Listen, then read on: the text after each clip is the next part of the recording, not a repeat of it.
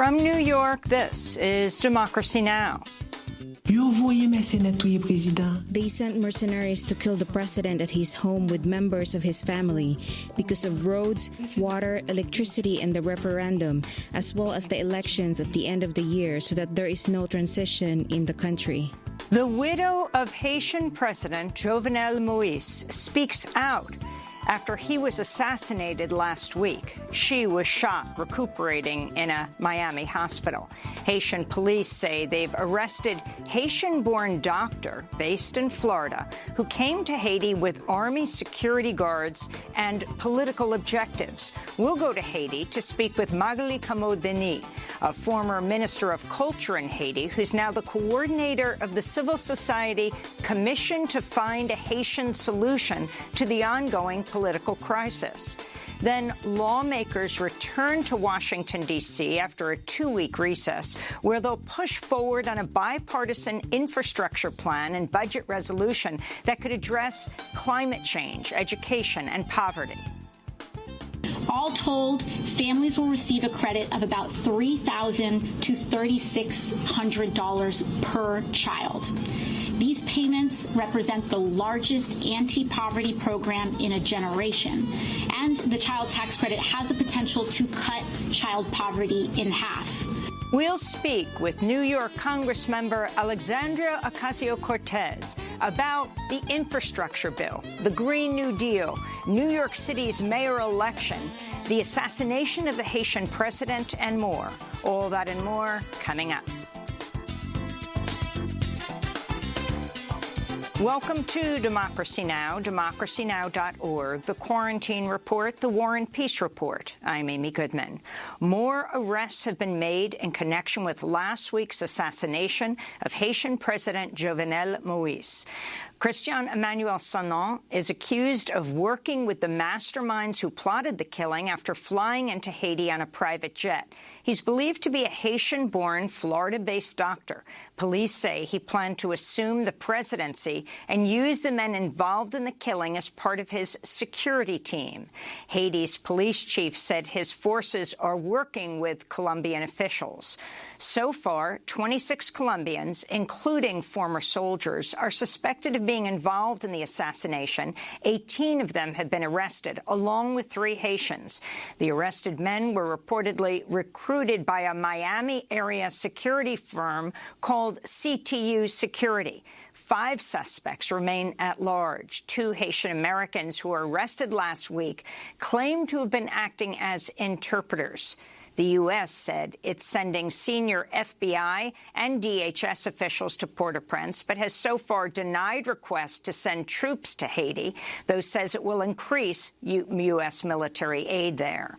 Meanwhile, unrest is growing in Haiti amidst the political turmoil and the worsening economic crisis.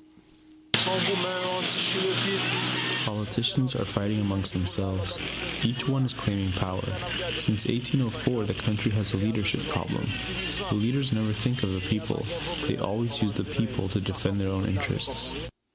Haiti is also struggling to contain the coronavirus pandemic, as the country has yet to see a single vaccine.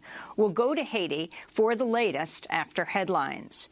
COVID-19 cases rose in 42 U.S. states over the past week as the vaccination rate has slowed down and the more transmissible Delta variant spreads. Over 99% of U.S. COVID deaths in June were among unvaccinated people.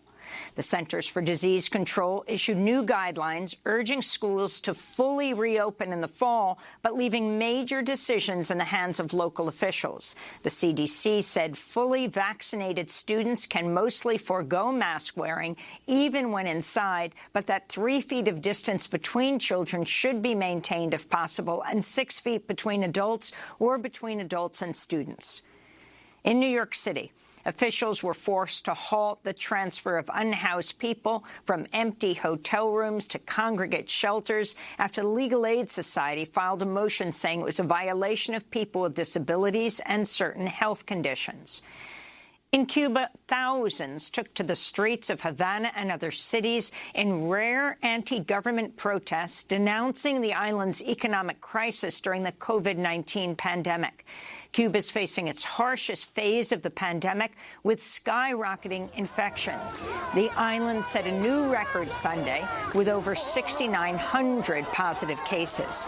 People are scrambling to cope amid shortages of medicine, food, and other resources due to catastrophic U.S. sanctions. No vaccines. Thousands of others led counter-protests Sunday in support of the Cuban Revolution. And President Miguel Diaz-Canel, who accused the U.S. of instigating anti-government protests on the island and urged the Biden administration to lift the blockade. The top U.S. military general in Afghanistan is stepping down today in a symbolic end to the nearly two-decade occupation. Army General Austin Scott Miller has overseen the U.S. war in Afghanistan since 2018. Last week, President Biden said the U.S. military will complete its withdrawal by August 31st, though it's leaving hundreds of soldiers there. This comes as Taliban fighters have stepped up their offensive, seizing more territory and surrounding major cities. This is a resident of the northern city of Kunduz. The fighting is ongoing in Kunduz. The situation is worrying, and many people have been displaced from their homes. When will this situation end? Our demand from the central government is to make this clear whether they should hand over the city to the Taliban or take full control by themselves and clear the whole area from insurgents so that we can live a peaceful life. Ethiopia's National Electoral Board says incumbent Prime Minister Abiy Ahmed has won a second five-year term in office. His party's landslide victory came after fewer than 40 million people in a nation of 110 million registered to cast ballots, with no voting at all taking place in 3 of Ethiopia's 10 regions. That includes the Tigray region, home to 6 million people. 400,000 people in Tigray are in famine, with nearly 2 million more on the brink after Prime Minister Abiy pursued a devastating military offensive against the separatists.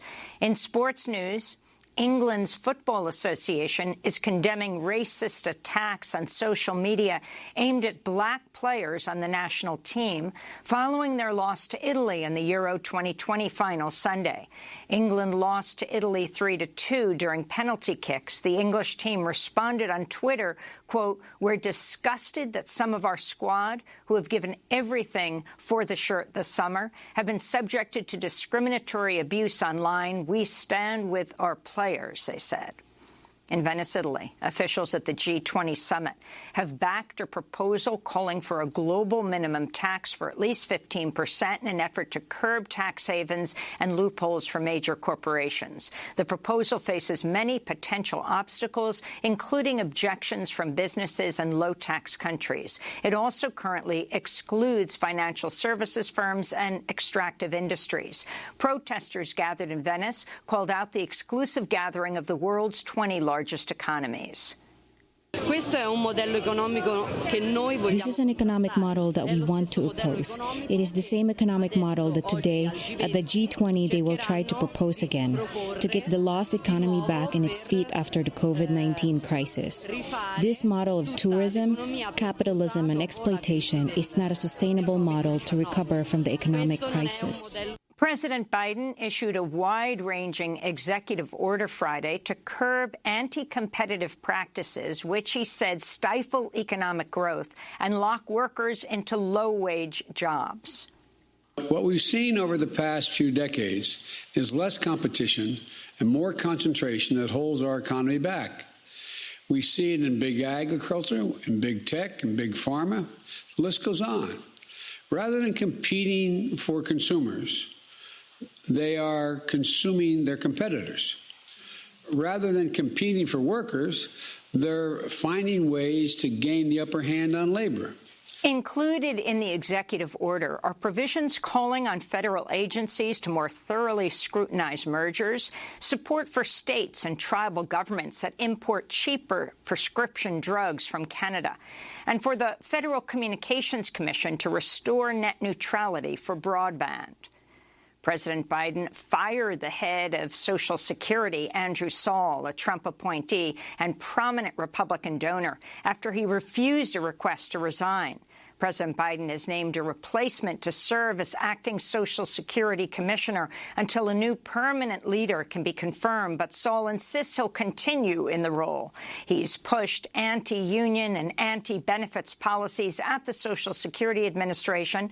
Bill Pascrell Jr., chair of the House Ways and Means Subcommittee on Oversight, said Saul's agenda was, quote, to impose cruelty on seniors and the disabled. In immigration news, government data obtained by the ACLU has revealed the Trump administration began separating asylum-seeking families at the U.S.-Mexico border as early as May 2017, nearly a year before Trump's zero-tolerance policy officially went into effect. From July to December 2017, some 234 families were separated in Yuma, Arizona, according to government documents, though the overall numbers are likely higher. Many children remain separated from their parents 4 years later, while some parents are missing after having been deported. Some of the families originally came from Guatemala, Belize, Nicaragua, Angola, and Russia. In Texas, an African-American man who waited over 6 hours to cast a vote in March of 2020 faces up to 40 years in prison for, quote, illegal voting. 62-year-old Ervis Earl Rogers was arrested Wednesday and charged with violating a Texas law barring people with felony convictions from casting ballots. He remained in jail for 3 days until the nonprofit group The Bail Project paid his $100,000 bail. Republican Attorney General Ken Paxton ordered Rogers' arrest just before the start of a special legislative session in Texas in which Republicans are pressing new voter suppression laws and trying to make it more difficult for people arrested to post cash bail. On Tuesday, President Biden is set to deliver a major voting rights speech in Philadelphia. The city of Charlottesville took down 3 racist statues over the weekend, including 2 of Confederate generals Robert E. Lee and Thomas Stonewall Jackson. Lee's statue was at the center of the deadly white supremacist Unite the Right rally in 2017. Charlottesville Mayor Nakuya Walker spoke just ahead of its removal. Taking down this statue is one small step closer to the goal of helping Charlottesville, Virginia, and America grapple with its sin of being willing to destroy Black people for economic gains. Charlottesville, Virginia also removed a statue of 19th century explorers Meriwether Lewis and William Clark, who were involved in establishing settler colonialist rule over indigenous people. They're depicted with Shoshone interpreter Sacagawea kneeling by their side in a submissive posture. Meanwhile, the University of Virginia Sunday took down its statue of Revolutionary War military leader George Rogers Clark, who's depicted attacking a Native American family.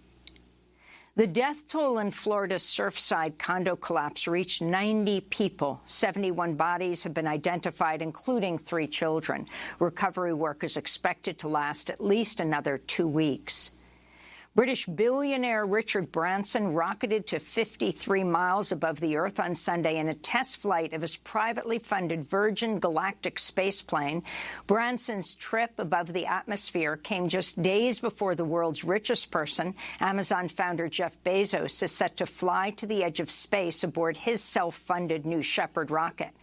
This month, Bezos stepped down as Amazon's CEO, in part to focus on his rocket company, Blue Origin, as it struggles to compete with billionaire Elon Musk's privately held SpaceX corporation.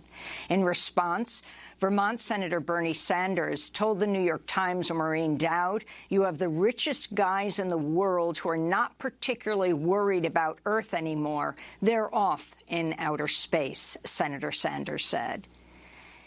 In western Arizona, 2 firefighters were killed Saturday when their plane crashed as they surveyed the Cedar Basin fire. It's one of thousands of wildfires burning on over 300,000 acres in 6 western states. California's largest wildfire exploded in size to nearly 84,000 acres Sunday, fueled by a withering drought and scorching hot temperatures. The Beckworth complex fire has spread into neighboring Nevada and is only 8% contained. So far this year, California has seen 115 square miles consumed by wildfires, more than double what had burned at this point in 2020's record-setting climate-fueled fire season.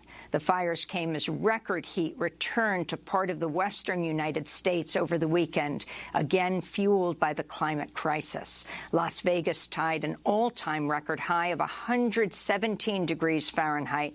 Palm Springs, California, hit a record 120 degrees, and the overnight low in Phoenix on Friday was 93 degrees Fahrenheit. Maricopa County officials have logged over 100 suspected heat-related deaths so far this year. Death Valley hit 130 degrees Fahrenheit on Sunday for just the 5th time ever, tied for the highest temperature ever reliably recorded on Earth. And in the Arctic Circle, the town of Banak in northern Norway reached 94 degrees Fahrenheit last week, hotter than the highest temperature recorded in Miami, Florida this year. And those are some of the headlines. This is Democracy Now!, democracynow.org, The War and Peace Report. When we come back, we go to the capital of Haiti to speak with Magali Komodeni, a former Minister of Culture who's now coordinator of the Commission to Find a Haitian Solution to the ongoing political crisis. Then we'll be joined by New York Congressmember Alexandria Cortez. Stay with us.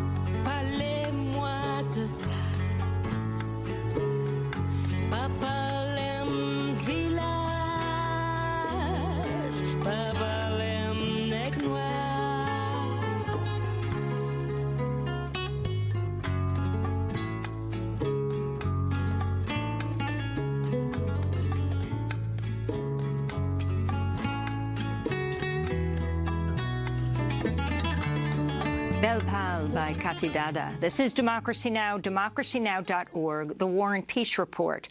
I'm Amy Goodman in New York City, joined by Democracy Now! Co-host Juan Gonzalez in New Brunswick, New Jersey. Hi, Juan. Hi, Amy, and welcome to all of our listeners and viewers across the country and around the world. We begin today's show in Haiti, where police said Sunday they arrested a key figure in last Wednesday's assassination of President Jovenel Moïse at his home in Port-au-Prince.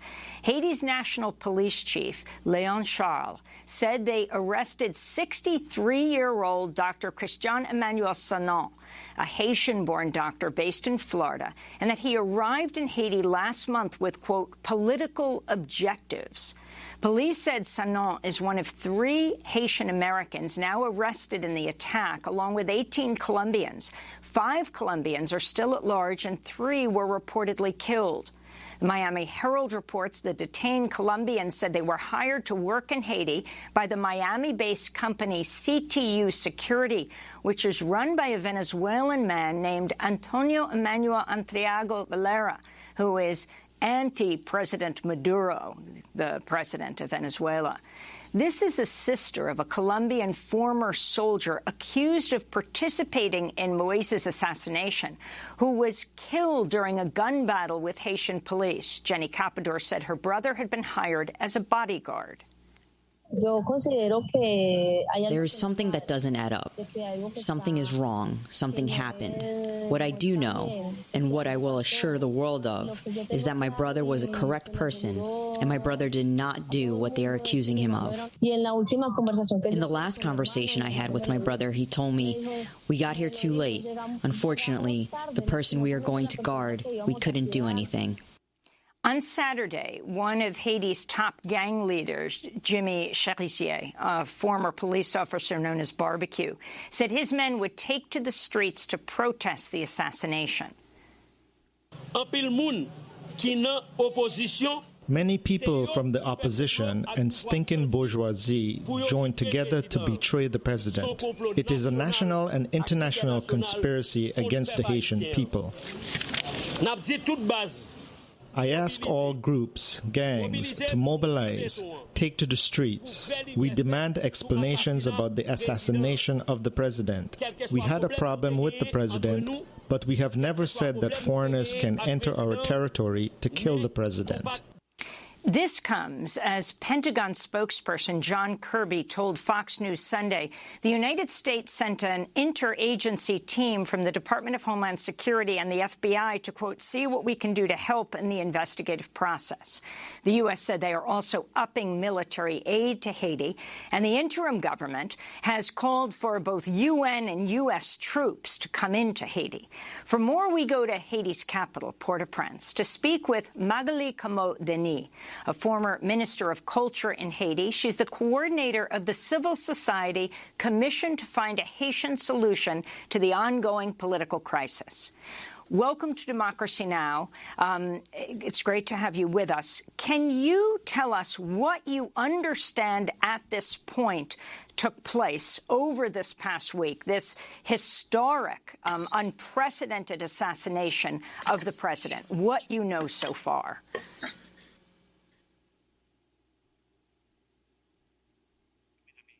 Magali Camo-Denis, are you able to hear me? Yes, now, yes. Excellent. Can you talk about what you understand has happened since this unprecedented assassination of the president of Haiti? Who is involved, who's been arrested, and who you think is behind this historic attack? First of all, let me say that we are very, very, very sorry for what happened to the president. This is not what the population was asking for. We are very shocked. That makes 3-4 years that we are asking him to go to leave the power, and he didn't, but this is certainly not what we wanted. Who did it? There are so many scenarios. I don't think that this is what it is important now for us. We want justice. We want the investigators to identify the authors of that crime and to punish them according to the law. Exactly the same way as we ask justice for Marie-Antoinette Duclerc, my young friend, political comrade, who had been assassinated 5 days before the assassination of the president. All those anonymous victims in the capital, hundreds of victims, people being killed, kidnapped. We are asking justice for them. Let the justice do its job. What is important, really important now, is that we are in a catastrophic situation, and we have to do all we can do to stabilize the situation and help people live. So the investigators will be able to answer those questions better than I can do. Those questions will have answer on proper time. Could you talk about this whole issue of where were the president's guards There was no shooting between the assassins and the supposed guards of the president at the time. Has anyone been able to figure out or question his own security? I'll give you the same answer. The investigators will answer that. I wasn't in the house. I don't know. I can't answer you seriously. Where were the guards? You see, since 3-4 years, there was a reign of crime in the country. And the international trivialization of the crime and of the life. And this is in that atmosphere that made possible that kind of crime, to assassinate a president in his room. So that assassination is related to all of the assassinations that we had in the country during those 2-3 years. Remember that the chief of the Port-au-Prince Bar Association have been killed in his house, very, very close to the president's house. So this is not it is very, very a special situation because it is a president, but it is not isolated. This is a reign of crime. That regime of PHTK installed the reign of crime. And now the president have been victim of his own reign. So we are sorry for that, but that's not, let's the investigators do their job again. And I wanted to ask you also, what's your response to the interim Prime Minister, Claude Joseph, asking the United States and the UN to send troops and security into the country? It's only for him, because he knows that he took the power without any mandate, without any agreement. So that's why he needs the protection of the military. But there is no situation who could explain an intervention of the US. We don't want that. We already had that. And we know what that left for us. We don't want the boots. We already have the boots on our knees now, on our neck. That's not physically, but we cannot breathe now in Haiti.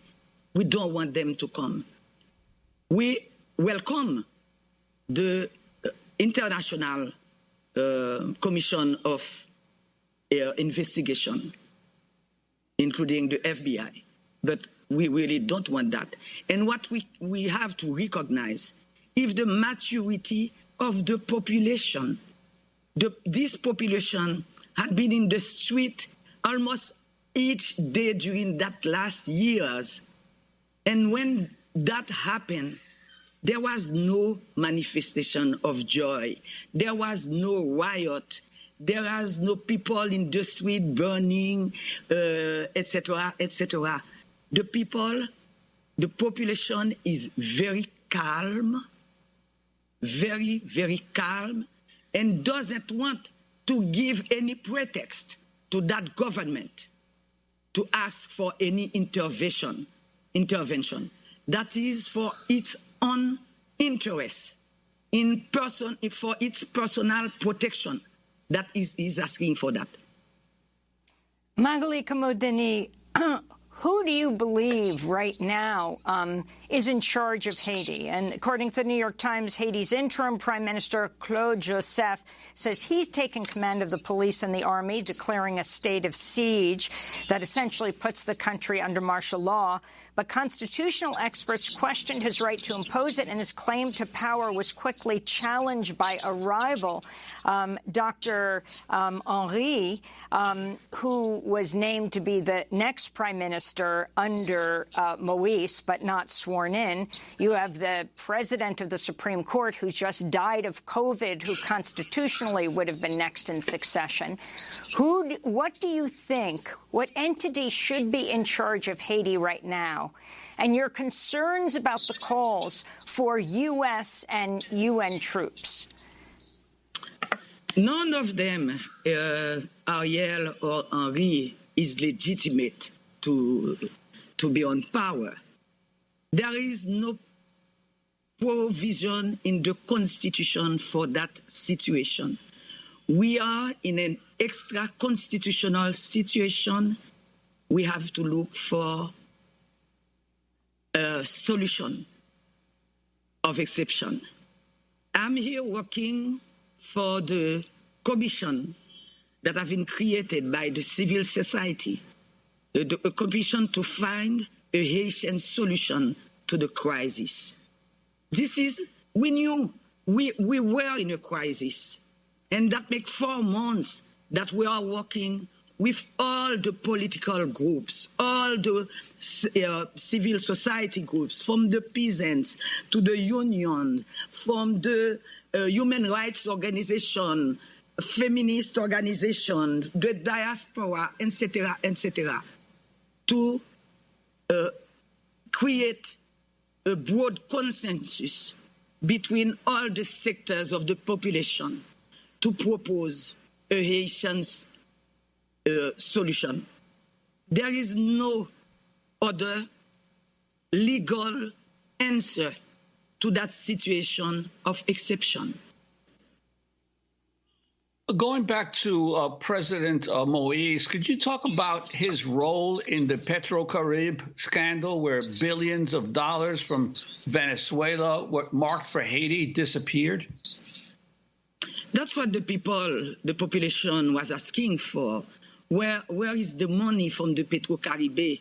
Where are the jobs? Where are the hospitals that was supposed to be created with that money? And the answer of the government was killing people, was gas searing during the march. And beside that, all the gangs that he has armed, all the gangs that he has federated, where can be able to protest with the protection of the police. This is a vast system of corruption that have been reinforced. I don't say that they create the corruption in the state, but we have reached a level of corruption that we never knew before. So this is what has to be done. Investigation for all the kind of crime, the financial crimes also. And can you talk about Pierre-Reginald Boulos, one of the Haitian oligarchs? I believe now there has been an arrest warrant issued for him. This was before, under Moise, which could have extremely, to say the least, angered him. But being in Washington, hiring lobbyists, what his role in Haiti is right now, and then what you believe the U.S. could do, should do. The role of Reginald Boulos is one of the candidates, as many other candidates. He has a special position because he comes from the private sector, and he was one of the main support of the President Jovenel. He helped him to reach the power. But I have no special, for now, he's a candidate like the other one. I don't think that he deserves any special attention because there are 10, 20. But what the U.S. can do, for once, we are asking them to listen to us. We are in a process, meetings every day this week. We are in a process. to have a large consensus between all the sectors of the population. For once, please, I'm asking them to listen to our voice. They always say that the problem have to be solved by the Haitian. We would like them to respect their words and in fact, let the Haitian solve their problems and bring their solidarity to that solution that we are creating now. There are elections scheduled to be held. Are there elections scheduled to be held in September? Or do you believe that they should go forward? Listen. Since 3 years, there was one speech. People are killed, election. People are being kidnapped, election. The day before the assassination, election of the president, election. The day after the assassination of the president, election. As if nothing had happened. It's an insult to our intelligence. They cannot keep doing the same thing over and over again, but expecting different results. That's Einstein's definition of insanity. We have to reset. We have the car is broken. All the tires are flat, and you still want to go to the beach. Let's repair it. Let's talk. Listen to us. We know what to do. And we know also what not to do. The body, the bullet wrinkled body, corpse of the president was barely cold. That the State Department was still insisting to have election in 2 months. We know that all the political crises during those 20 or 30 years came from bad election. We don't want a cheap democracy. We were shocked when there was that violent riot on the symbolic and democratic institution of the United States, the parliament. We were shocked. As you people in America were shocked. We know we want election, but we want an election that is not only transparent, but one that favors the participation of the election. Since the international community took charge of the election in Haiti, we went from 75% of participation of the population to today to less than 15%. That's the result of the organization the election by the international community. We are asking them for humility, for modesty, to recognize their part of responsibility in that failures, and come and talk to us. Magali Kamo-Denise, I want to thank you so much for being with us, former Minister of Culture in Haiti, speaking to us from Port-au-Prince, now coordinator of the Civil Society Commission to find a Haitian solution to the ongoing political crisis. This after last week's unprecedented assassination of the president of Haiti. When we come back, we speak with New York Congressmember Alexandria Ocasio-Cortez about Haiti, about the infrastructure deal, about the Green New Deal, about New York City's mayoral election. Eric Adams will be meeting with President Biden today. Stay with us. Tell me a tale that always was. Sing me a song that I'll always hear. Tell me a story that I can read. Tell me a story story that I believe.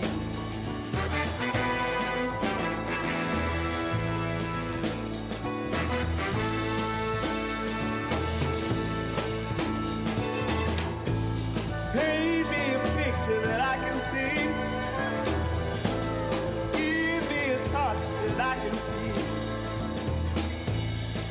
Tell Me a Tale by Michael Kiwanuka. This is Democracy Now!, the War and Peace Report. I'm Amy Goodman with Juan Gonzalez. As we've reported, Haitian police said Sunday they arrested a key figure in Wednesday's assassination of Haitian President Jovenel Moïse at his home in Port-au-Prince.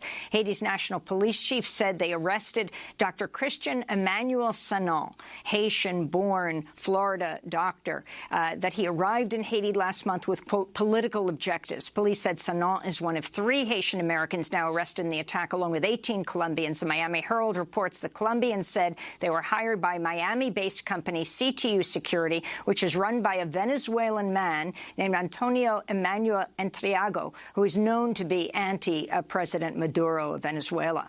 Haiti's interim government says it has asked the United Nations and the United States to send troops to help secure key infrastructure. The U.S. has so far declined, but has sent an interagency team from the Department of Homeland Security, as well as the FBI. Colombia has sent their head of military intelligence because the massive number of those involved, it is believed, with the assassination team are former Colombian military or Colombian.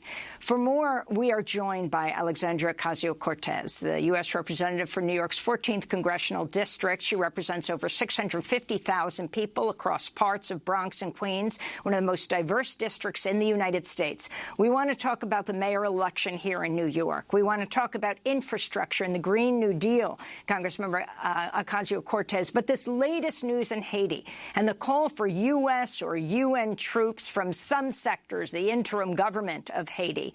What is your concern here with President Biden pulling the troops out of Afghanistan and the possibility of pressure to go back to the U.S. going back to occupying Haiti? Mm-hmm. Well, I think there are an enormous amount of concerns. I, first of all, applaud the withdrawal of troops from Afghanistan, but this is, the intention of that is to not relocate troops from Afghanistan to anywhere else. And I don't believe that that was the intention in withdrawal from the White House either.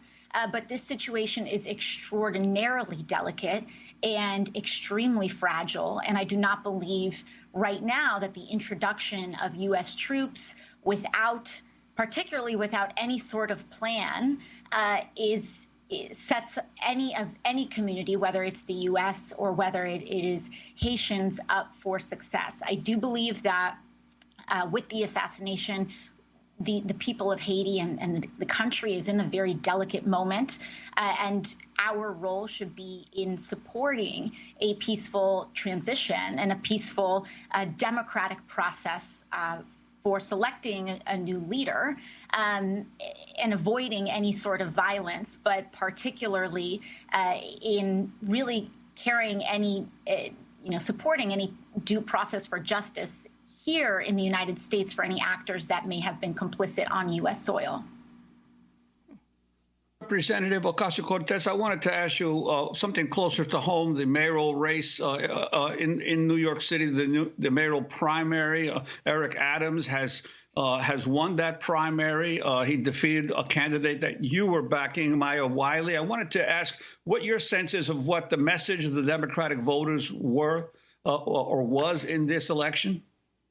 Yeah, I think anyone who's here in New York City knows that this race, this race was not, I don't believe it was a primarily ideological race.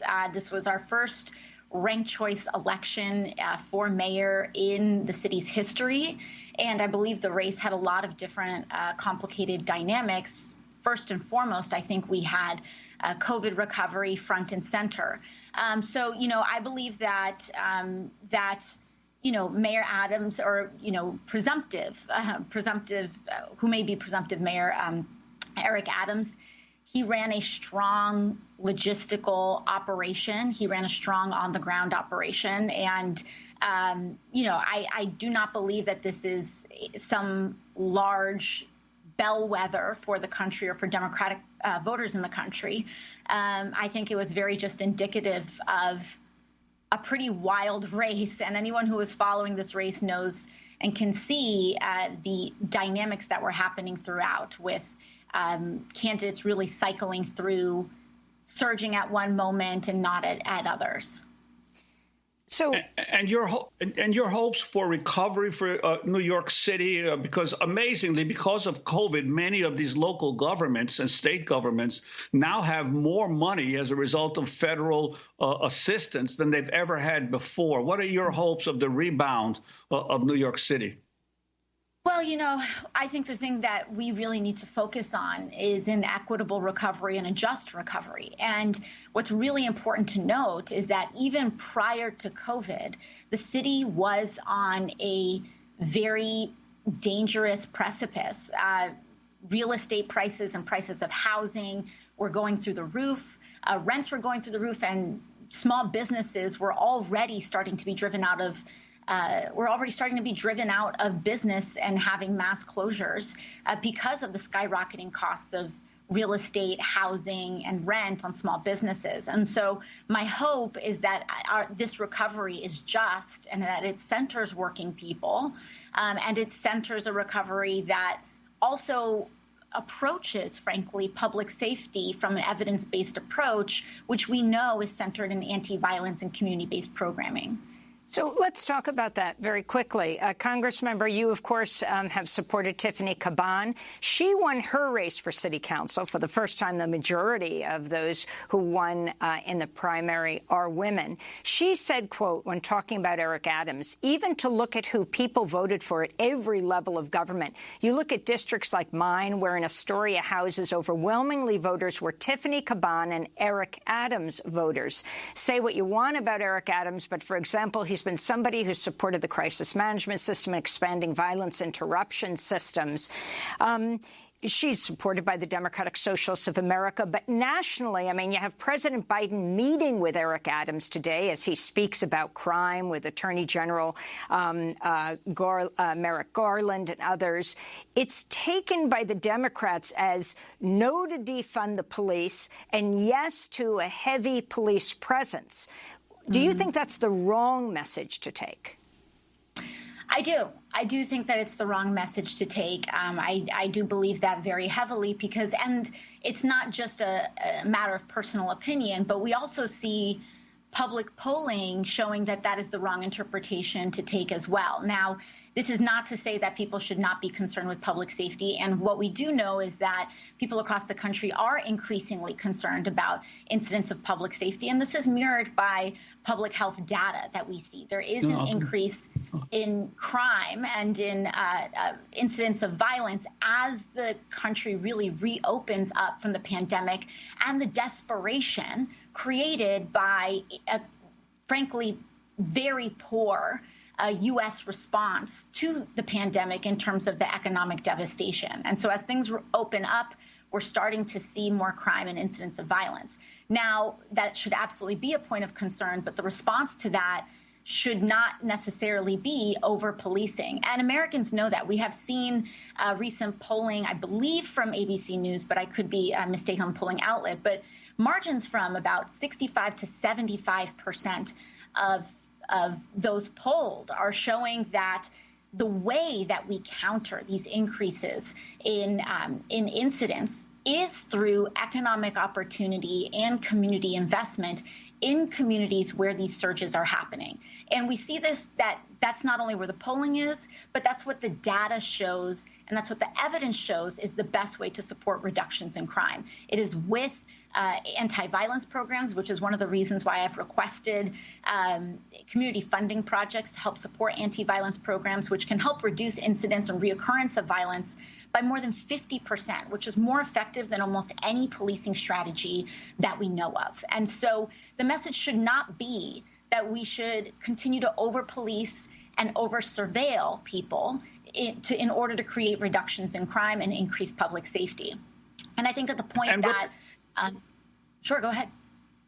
Oh, I'm sorry, Representative. I wanted to ask you about the infrastructure and the developing agreement between Democrats and Republicans on infrastructure, the concerns of you and other members of the Progressive Caucus about what is going to happen to efforts to combat climate change in these battles over infrastructure? Well, I believe that the Progressive Caucus is rather united in the fact that we will not support bipartisan legislation without a reconciliation bill and one that takes bold and large action on climate, drawing down carbon emissions, but also job creation and increasing equity and resilience for impacted communities, particularly frontline communities. And so we've made that very clear, and that a bipartisan agreement will not pass unless we have a reconciliation bill that also passes. And so that is where we've drawn a strong line. And I believe that Speaker Pelosi, the White House, and Majority Leader Chuck Schumer have taken that threat quite seriously. They know that we fully intend on acting out on that if a reconciliation bill does not come to the floor of the House. And we have there's many different actions that we need in a climate bill for reconciliation, whether it's a civilian climate corps, whether it is increased infrastructure and investment in rail and mass transit, and whether it's also centering frontline Indigenous, Black and Brown and low-income communities that are polluted on and often experience the greatest brunt and will be experiencing the greatest brunt of climate change-related infrastructure failures. So this issue of trying to get a massive Green New Deal proposed, Bernie Sanders, of course, head of the Budget Committee, said $3 trillion is simply not enough to deal with what must be dealt with in this country, also involves this filibuster. And there are many right now in the voting rights community, for example, and this all overlaps, who are saying just President Biden is simply not expending his political capital to get this dealt with, because he has a very limited amount of time, possibly, when the Democrats are in power in the Senate and he's the president and Democrats control the House, to get some of this groundbreaking legislation through. Tomorrow he'll be giving a voting rights speech in Philadelphia. What does he have to do? What are you saying behind the scenes? What is Schumer saying? What is your relationship like with Schumer? What are you demanding they do that they're failing to do right now? Well, I do believe that there is a sense, particularly among members of Congress, that believe that the White House is leaving some of its leverage on the table in terms of really pushing on voting rights and the passage of H.R. 1, and particularly in its conversations with those in the Senate, whether it is Senator Manchin, Sinema, or frankly, there are others. It's not just Manchin and Sinema that have been hesitant on the filibuster, but I believe that there are other members of the Senate that are essentially hiding behind them in their hesitations as well. And, the White House has been stepping up slightly in its in that campaign, and I think that's evidenced by their decision to make a speech tomorrow. But I do believe that all of these conversations are quite interlinked, and I believe that it should be coming up in every conversation and every negotiation, whether it is infrastructure, whether it is voting rights, and so on. That the White House needs to be making explicit, frankly, to members of Congress, the way that it is what they are doing, particularly within our own party, to make sure that this gets done. Because the last thing that we want to see is a lot of wonderful speeches and public-facing statements, but no actual passage of critical voting rights legislation. And I think that it cannot be stated enough that the United States is in a very fragile and delicate precipice of democracy in our own right. And if we do not get H.R. 1 passed, if we do not pass it in this term, I think I and many other individuals, frankly, are quite fearful for the state and future of our democracy. It is that simple. We have state Republican parties that are setting up the infrastructure and, frankly, the practice to overturn the results of an election, and that includes a presidential election. And speaking of presidential elections, former President Trump delivered the keynote address at the Conservative Political Action Conference known as CPAC in Dallas, Texas over the weekend. He captured over 70% of the 2024 GOP presidential nomination poll at CPAC. Should Democrats be concerned about his continued popularity? I mean, I think the whole country should be concerned. I think that there are two minds of this. One is that I do believe that whether he intends to run or not, former President Trump will be indicating and will continue to essentially tease the possibility. So what that is to say is to not discount the ability and the popularity that he may have and the possibility of him running again. But it is also to say that he may not, but wants to continue his vice grip over the Republican Party. And so there are two distinct possibilities here. But I do believe that the Democratic Party should be worried. And that cuts straight to the voting rights provisions. And I do want to state that even Senator Manchin and some others have indicated that H.R. 4, the John Lewis voting rights, is what they would support instead. And I think while H.R. 4 is critical for passage, it does not solve this problem. And it is not a substitute for passing the For the People Act. One main and enormous provision is that H.R. 1, it is essentially retroactive in that it will overturn and it will supersede many of these anti-democracy laws that are being passed in states across the country. And the Voting Rights Act the John Lewis Voting Rights Act does not do that. It restores key provisions of the Civil Rights Act, but H.R. 1 is what will actually institute and reverse some of these very corrosive and very frightening, frankly, anti-democracy laws that are being passed in state governments across the country. Congressmember, if the pandemic taught us anything, the horror of this last year, it is that we are all in this together. I mean, not only in this country, but all over the world. If one person is sick, we are all vulnerable, which means we all have to protect each other.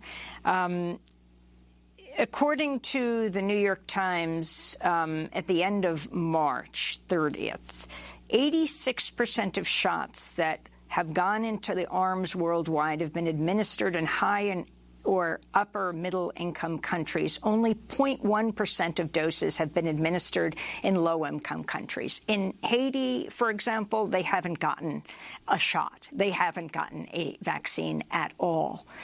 What has to be done in this country? Now the discussion today specifically is, should Americans get a third booster shot? And, of course, there are many areas of grave concern in the United States where less than a third of the population is vaccinated. But let's look at the rest of the world. What can the U.S. do and you as a representative do and Congress do?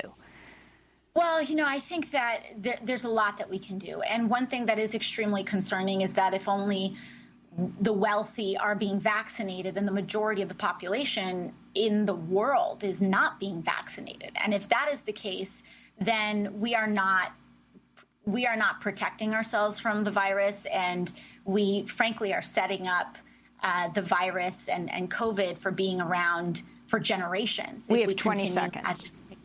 So I believe that we should be examining tools, whether it's the Defense Production Act or whether it is other modes of mechanism, that we look at this as a defense issue and that we mobilize mass production of vaccines and export them across the world.